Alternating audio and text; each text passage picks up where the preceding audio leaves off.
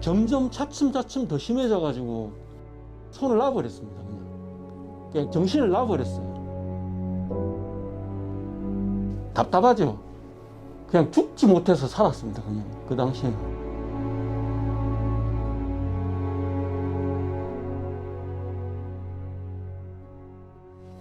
선생님 들어갔습니다. 예.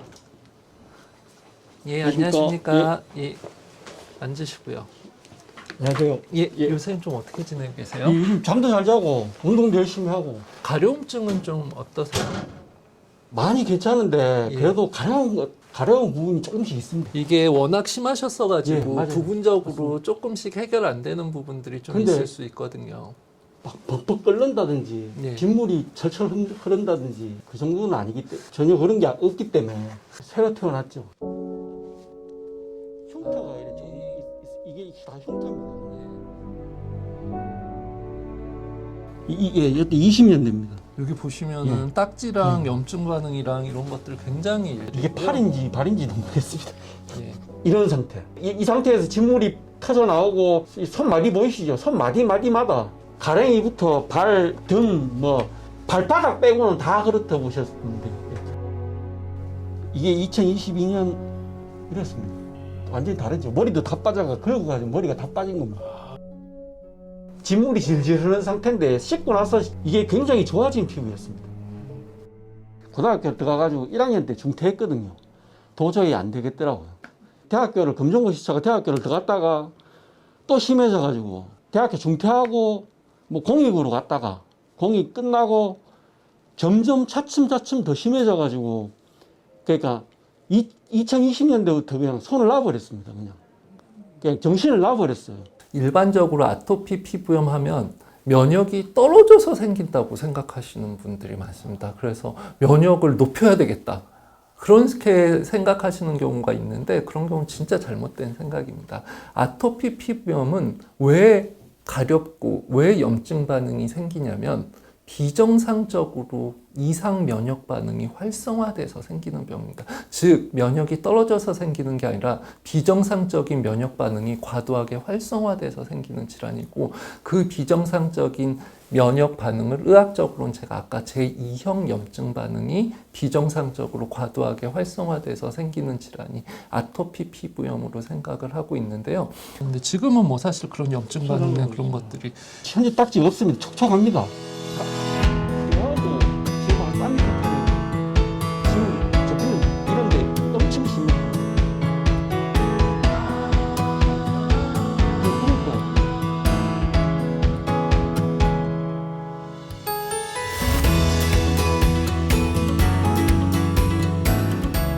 지금 드시고 있는 약이 림버크라는 약을 지금 드시고 계십니다. 여기 비정상적인 제2형 염증뿐만 아니라 그 외에 가려움증이랑 관련될 수 있는 면역 반응들 그런 것들을 한꺼번에 비정상적인 면역을 억제하는 거죠. 이거 오래 먹으면은 바이러스나 세균에 좀 취약하지 않는가 이런 생각도 했었거든요. 그래서 저희가 처음에 결핵이나 간염 같은 것들은 혹시 괜찮으신지 미리 혈액 검사를 하고 약을 드시는 거고요. 그래서 제가 주기적으로 혈액 검사하는 이유 그리고 피부에 다른 문제 없는지 보는 이유 그런 것도 다 이런 약에 걱정하시는 부작용 같은 것들이 혹시 생기지는 않는지 잘 살펴가면서 치료하려고 일단은 그렇게 하고 있는 겁니다. 그래서 앞으로도 제가 약을 앞으로 조금 더 조절할 수도 있거든요. 그러니까 조금 더 적은 용량으로 쓴다든지 조금 더 좋아지시면 조금 더 줄인다든지. 제가 스테로이드를 오래 먹었기 때문에 부작용이 있을까 봐도 약간 걱정이 돼요. 그 스테로이드가 부작용이 좀 심했지 않습니까? 스테로이드하고는 완전히 다른 게 스테로이드는 우리 몸에 있는 면역을 전체적으로 억제를 하는 약이고요.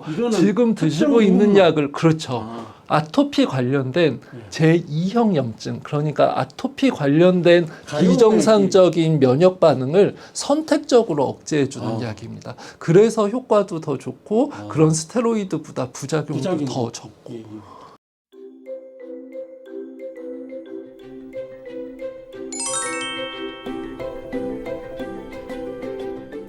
보통은 저희가 이러한 면역 주사를 맞을 때는 2주 간격으로 주사를 맞는데요. 한 4개월을 맞았을 때 첫 평가를 합니다. 그러니까 주사 맞는 횟수로는 8번, 2주 간격으로 맞으니까 16주 후에 평가를 하게 되고요. 습진 중증도 지수 이지라는 점수를 일단은 말씀을 드렸었는데요. 그러한 이지가 자기 이지 점수에서 75% 정도 감소를 했을 때 충분한 치료 효과가 얻어졌다고 얘기를 하고 있습니다.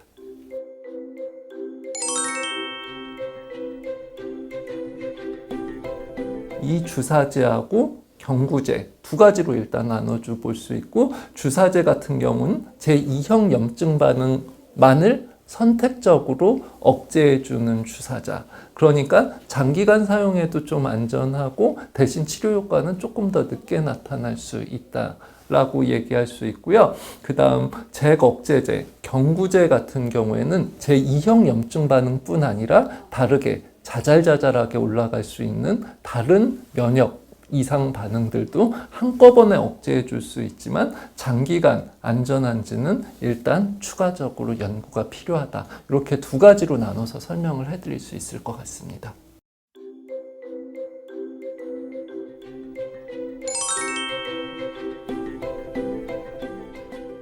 주사제 같은 경우는 얼굴, 목이 오히려 피부염이 좀 생기거나 그 다음에 좀 뻘겋게 되거나 아니면 결막염이 좀 생기는 경우가 있어서 그런 부분들을 좀 팔로우하면서 생기지 않는지 경과를 관찰할 필요가 있고요.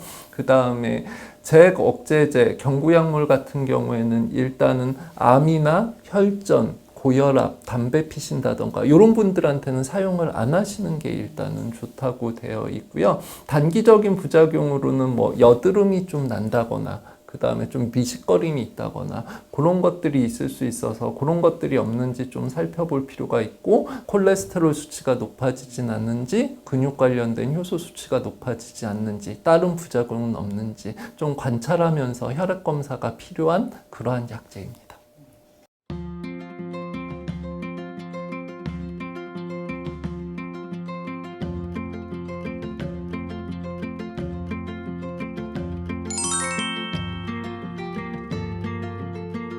처음 오셨을 때 이 이지 점수가 23점 이상이 돼야 됩니다. 이건 청소년 성인의 경우고 소아의 경우는 21점 이상이 일단은 되고요. 청소년 성인 같은 경우에는 산정특례 등록 기준이 3년 이전에, 그러니까 병원에 내원하기 3년 이전에 지속적으로 예전에 다른 병원에서 아토피 피부염이 진단받았던 과거력이 있어야 됩니다. 그 다음 바르는 치료제, 국소 치료제, 아까 국소 스테로이드나 국소 칼시누린 억제제 같은 것, 이런 것들을 1개월, 그 다음에 기존에 사용하던 비특이적인 면역 억제 치료, 사이클로스포린이나 메소트렉세이트 같은 경우를 3개월 이상 치료해도 효과가 이런 기존 치료제에 없는 경우에 산정특례 등록 혜택을 받을 수 있고 급여 혜택을 받을 수 있습니다.